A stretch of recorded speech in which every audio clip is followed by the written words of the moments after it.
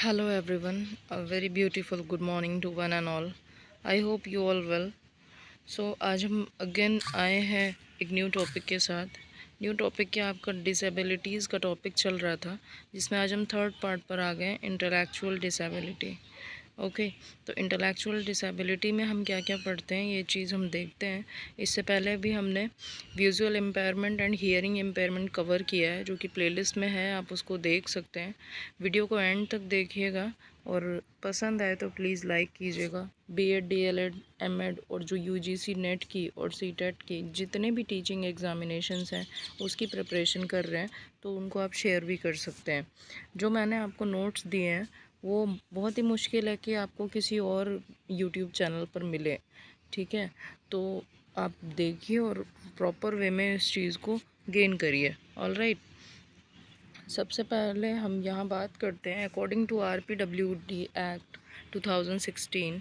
यहाँ सबसे पहले एक चीज़ मैं आपको बताना चाहती हूँ, ये जो इंटेलेक्चुअल डिसेबिलिटी नाम मिला है ये RPW एक्ट 2016 पर हुआ है, ठीक है। इसके पहले हम इस डिज़ीज़ को मेंटल रिटार्डेशन के नाम से जानते थे, ठीक है, जो कि PWD एक्ट से हमको मिली थी।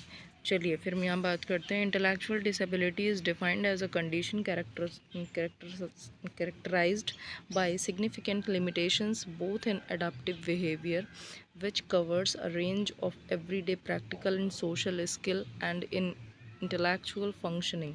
अब यहाँ देखिए इंटेलेक्चुअल डिसेबिलिटी क्या होती है, जो हम अपना डेली प्रॉपर वे में वर्क करते हैं कि हमको पता है कि आज हमको इतने बजे उठना है, हमारी ये स्कूल है, हमको जाना है या हमको पढ़ना है या हमको पढ़ाना है, वॉट एवर वी डू, है ना, जो भी हम करते हैं तो वो हमको पता है। ये हमारा एक कैसा बिहेवियर है, हमारा एडाप्टिव बिहेवियर है जो हर चीज़ कवर करता है पूरे दिन की, प्रतिदिन की, ठीक है। जो हमारी प्रैक्टिकल लाइफ है, सोशल स्किल्स है कि हमें किसी के सामने कैसे बात करनी है, किसी के सामने हमें कैसे जाना है, ये सारे टाइप्स ऑफ बिहेवियर ये हमारे एडाप्टिव बिहेवियर में आते हैं, जो ये प्रूव करते हैं कि हम इंटेलेक्चुअली परफेक्ट हैं, सही हैं, ठीक है। तो डिसेबिलिटी क्या हो जाती है, जो हम इन बिहेवियर से कुछ डिफरेंट वर्क करते हैं, कुछ हम अलग तरीके से चलते हैं, तो ये हमारी हो जाती है डिसेबिलिटी, इंटेलेक्चुअल डिसेबिलिटी। हमारा कहाँ पर इंटेलेक्ट वर्क प्रॉपर वे में नहीं कर रहा है, ठीक है।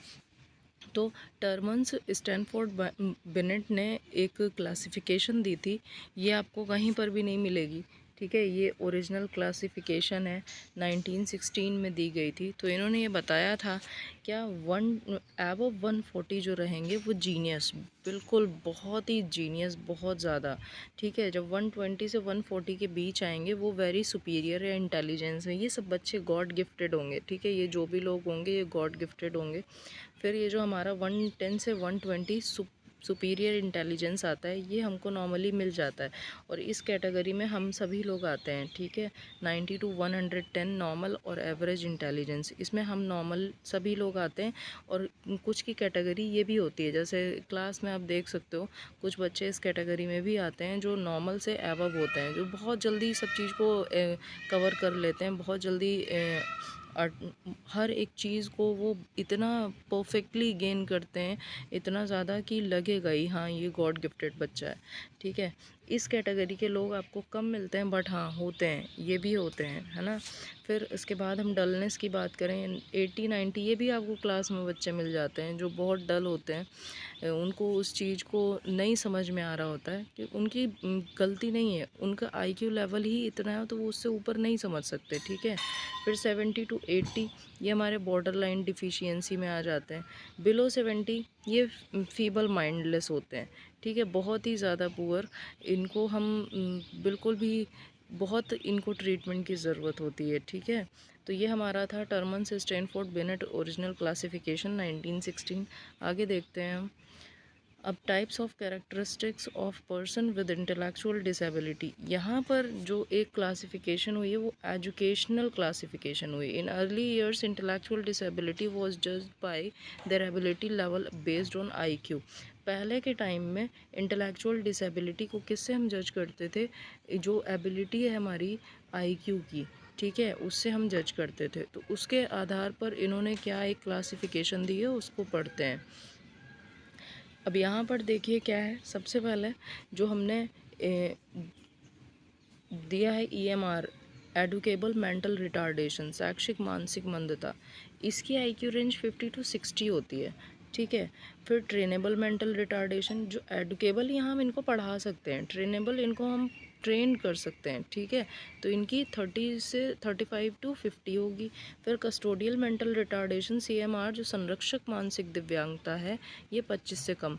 ये कस्टोडियल होंगे, इनको कस्टडी की ज़रूरत होगी, ये डिपेंडेंट ही रहेंगे, इंडिपेंडेंट नहीं रह सकते, ठीक है। अब यहाँ पर एक और चीज़ है, ये माइल्ड मेंटल रिटार्डेशन क्या है, मतलब यहाँ पर जो माइल्ड में आएगा वो 50 to 70 रहेगा। मॉडरेट मेंटल रिटार्डेशन मतलब बहुत ज़्यादा दिक्कत होगी, 35 to 49। सीवियर मेंटल रिटार्डेशन, जो बहुत ही ज़्यादा मेंटल रिटार्डेड पर्सन रहेगा, वो 20 to 34।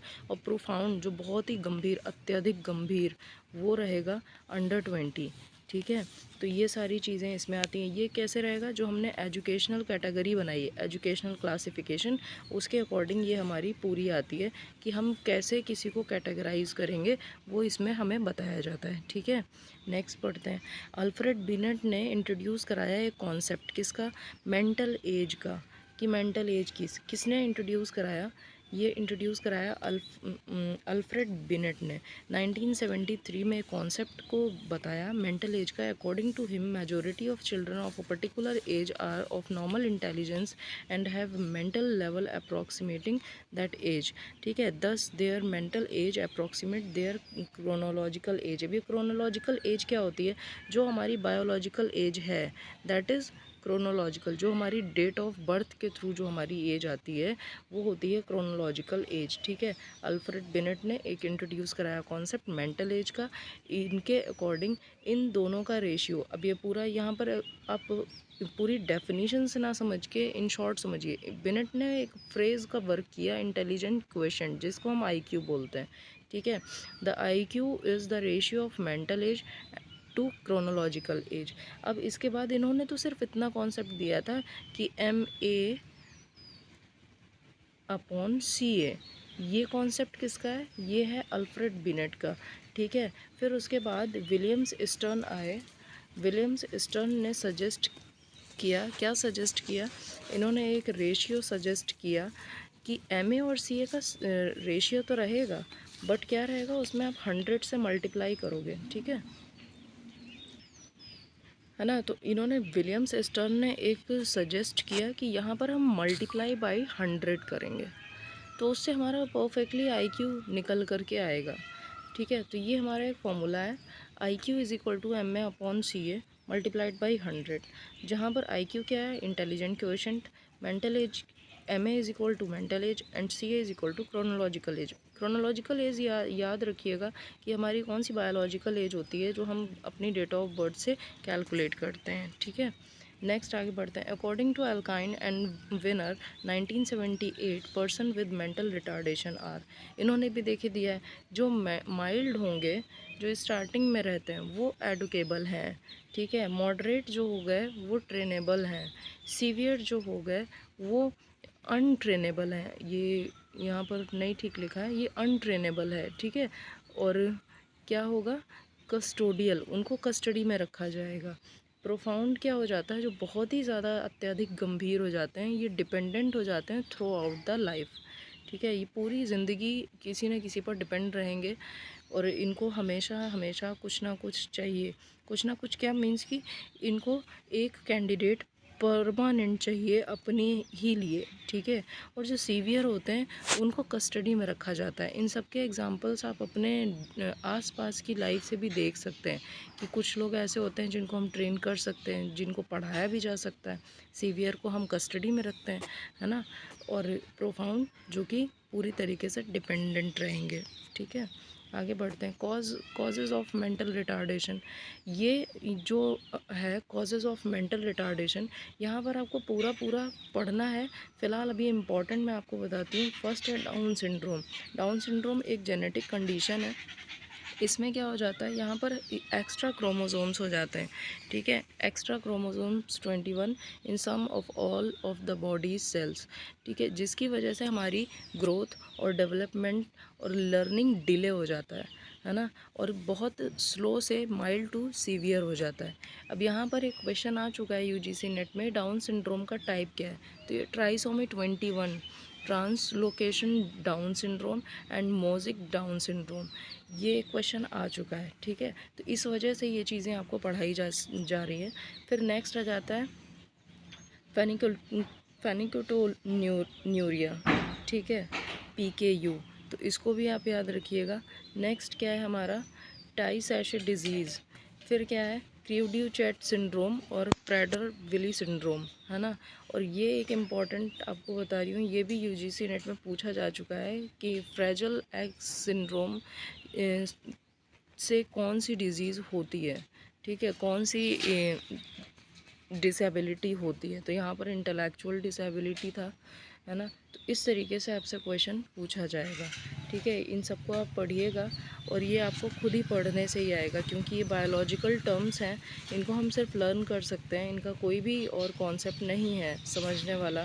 तो ये कॉजेज़ ऑफ मेंटल रिटार्डेशन है, इसको आप याद रखिएगा। इसमें मैंने एक चीज़ छोड़ी हुई है कि जैसा मैंने आपको ये नहीं बताया कि इसके फ़िज़िकल कैरेक्टरिस्टिक्स क्या हो सकते हैं, कि बिहेवियर कैरेक्टरिस्टिक्स क्या हो सकते हैं, इंटेलेक्चुअल कैरेक्टरिस्टिक्स क्या हो सकते हैं।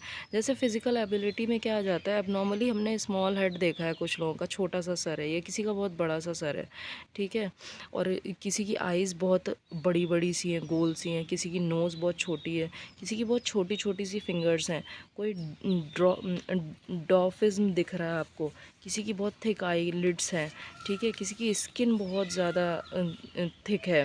तो ये सारी चीज़ें आती हैं किस में, जो आपके फिज़िकली कैरेक्टरिस्टिक्स होंगे किसके, इंटेलेक्चुअल डिसेबिलिटी के।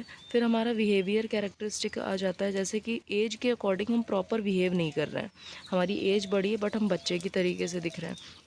यहाँ पर क्या है कि हमारा कॉन्फिडेंस बहुत लो दिख रहा है, ठीक है, पुअर सेल्फ कॉन्सेप्ट, सेल्फ इस्टीम्ड, है ना, बहुत ही ज़्यादा अजीब सा बिहेव है हमारा, इमेच्योरिटी को शो कर रहे हैं। सोशल सिचुएशन में जैसे कहीं पर हमें हंसना है तो हम वहाँ रो दे रहे हैं, कहीं रोना है तो हम हंस दे रहे हैं। ये सारी चीज़ें आती हैं इंटेलेक्चुअल डिसेबिलिटी में। इंटेलेक्चुअल कैरेक्टरिस्टिक्स क्या हो सकती हैं, कि हमारी रीजनिंग बहुत बुरी हो सकती है, जजमेंट हम बहुत बुरा करते हैं, अंडरस्टैंडिंग हमारी अच्छी नहीं है, बहुत स्लो लर्निंग है, पुअर थिंकिंग है, लिसनिंग स्किल्स अच्छे नहीं हैं, है ना, लॉस ऑफ मेमोरी है, lake of motivation and creativity है, स्लो रिएक्शन है, ठीक है, पुअर हैंड है, आई कोऑर्डिनेशन अच्छा नहीं है। तो ये सारी चीज़ें आ जाती हैं कैरेक्टरिस्टिक्स में, ये मैंने आपको इसमें करवाई नहीं है, तो आप इसको नॉर्मली समझ सकते हैं, इस वजह से मैंने नहीं कराया, ठीक है। तो टॉपिक यहीं तक कवर करते हैं। So thank you very much guys. Next video में हम मिलेंगे फ़िज़िकल डिज़ीज़ के साथ, और ऐसे ही करके हम अपनी 21 डिज़ीज़ पूरी कंप्लीट करेंगे, ठीक है। वीडियो अच्छा लगे तो लाइक शेयर सब्सक्राइब करिए। Okay, thank you very much, have a nice day, bye bye.